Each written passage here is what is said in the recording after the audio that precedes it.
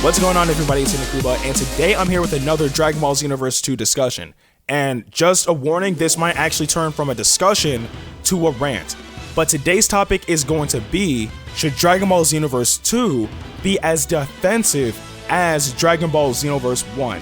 Now, it is without a single doubt, this is completely irrefutable, that Dragon Ball Xenoverse 1 is a heavily focused defensive game. It is. That is one reason why I did not enjoy the multiplayer aspect to a certain degree. Now, I'm going to emphasize, don't get me wrong, I enjoyed Dragon Ball Xenoverse 1. And one more time for emphasis, I enjoyed Dragon Ball Xenoverse 1. But the game is heavily focused on defense, and that much I did not enjoy. Now, there are certain examples as to why I personally believe Dragon Ball Xenoverse 1 is a defensive game. Prime example is the metagame. The metagame in Dragon Ball Xenoverse 1, again, I enjoyed the game, but the metagame was trash. It was absolute garbage. And the main reason is because the meta consisted of the two opponents coming close to each other and literally circling around each other, refusing to attack until somebody else attacked. That does not need to be in a fighting game. Literally, if I'm not mistaken, this was a while back. It was during a certain tournament. There was two opponents who literally refused to attack each other for a solid minute because they wanted the other person to strike first so they can counterattack. That does not need to be in a fighting game. I understand the concept of zoning and spacing, but literally what they were doing is stalling, and most people do that online in Dragon Ball Xenoverse 1. That does not need to be in Xenoverse 2. Now, again, I understand the concept of zoning and spacing.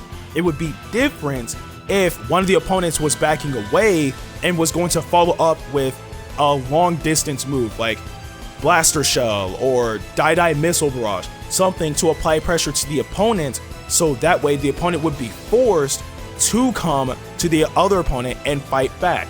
That makes sense. You're applying pressure through zoning and spacing to make the opponent come to you so you can counterattack.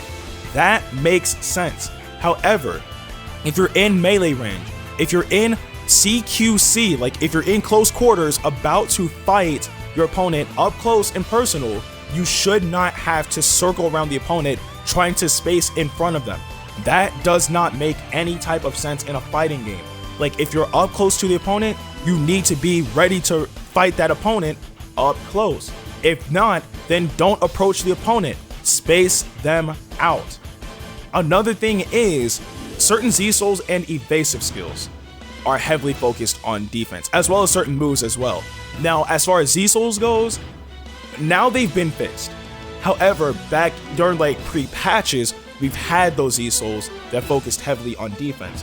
Main thing was, let's see, there's a Z-Soul that makes you perfect block every single attack until you take a certain amount of damage. There's a Z-Soul that makes you not flinch until you take a certain amount of damage.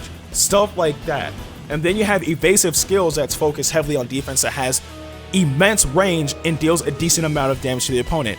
The one that everybody uses online, Angry Shout, is the perfect example of that. It covers a decent amount of range, it covers your back and your front, and it deals decent amount of damage. And even at that, this is just extra. But if you have Kaioken, then it raises, I believe, your stamina if you use it consecutively, but that's besides the point. And especially the one move, as well as similar moves to this, that is literally one of the safest moves in the entirety of Xenoverse 1. Phantom Fist. That move is literally the epitome of perfect defense. It's literally one of the safest moves in the entire game, because if the opponent attacks you while you use Phantom Fist and it connects, you will teleport out the way, and once you reappear, you have no lag at all. You are literally able to follow up with another Phantom Fist. And of course, if you use Phantom Fist and the opponent actually waits for it to end, you can immediately follow up with another Phantom Fist because the cooldown is like less than a second.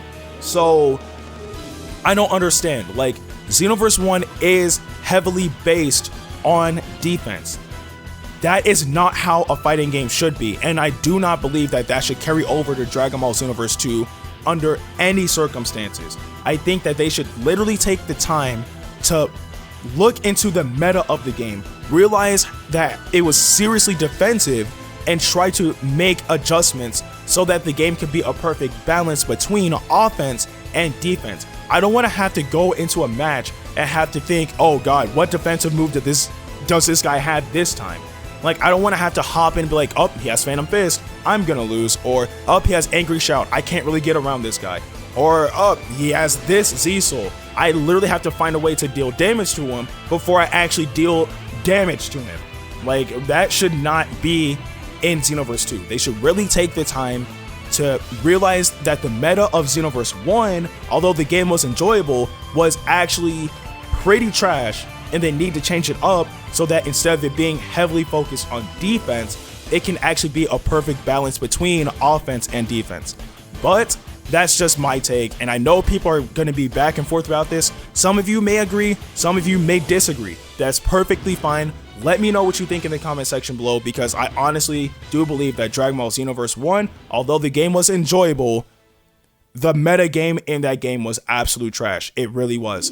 But that's just my take. Again, let me know what you guys think in the comment section below. But nonetheless, that is the end of this video. I really hope you guys enjoyed it. Of course, if you did, please like the video, share it with your friends, and subscribe to my channel.